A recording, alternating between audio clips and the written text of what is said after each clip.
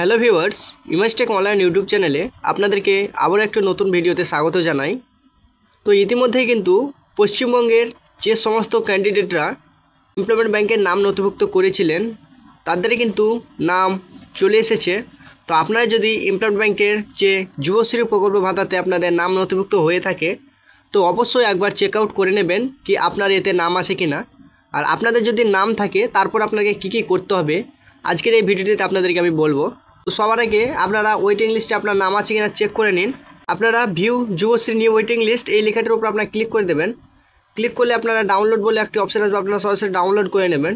তো আপনারা দেখতে পাচ্ছেন আমার এটি ডাউনলোড হচ্ছে, আপনাদেরকে আমি দেখে দিচ্ছি, একটু ওয়েট করুন। তো আপনারা দেখতে পাচ্ছেন যে যুবশ্রী প্রকল্পে যাদের নতুন লিস্টে নাম এসেছে আপনাদের সামনে এই পিডিএফটি শো হয়ে গেছে। তো এখানে কিন্তু প্রচুর পরিমাণে আপনাদের নাম এসছে। তো আপনাদের ইবি নাম্বার অনুযায়ী বা আপনাদের নাম অনুযায়ী আপনারা সার্চ করে নিতে পারেন। তো আপনারা কীভাবে সার্চ করবেন আপনাদেরকে আমি দেখিয়ে দিচ্ছি। সার্চ করার জন্য যে ওপরে এই বাটনটি দেখতে পাচ্ছেন, এই যে এই বাটনটি সার্চ বাটনটি আছে, এখানে আপনার নাম আপনাদের ইবি বলে যে এনরোলমেন্ট যে ইবি নাম্বার বলে অপশানটি আছে এই নাম্বারটি দিয়ে এখানে সার্চ বাটনে সার্চ করে দিলেই আপনাদের সামনে আপনার নাম যদি থাকে তো ওখানে আপনার শো হয়ে যাবে। এবং যদি আপনার এই লিস্টের নাম থাকে তো কী করতে হবে আপনাদেরকে আমি বলে দিচ্ছি।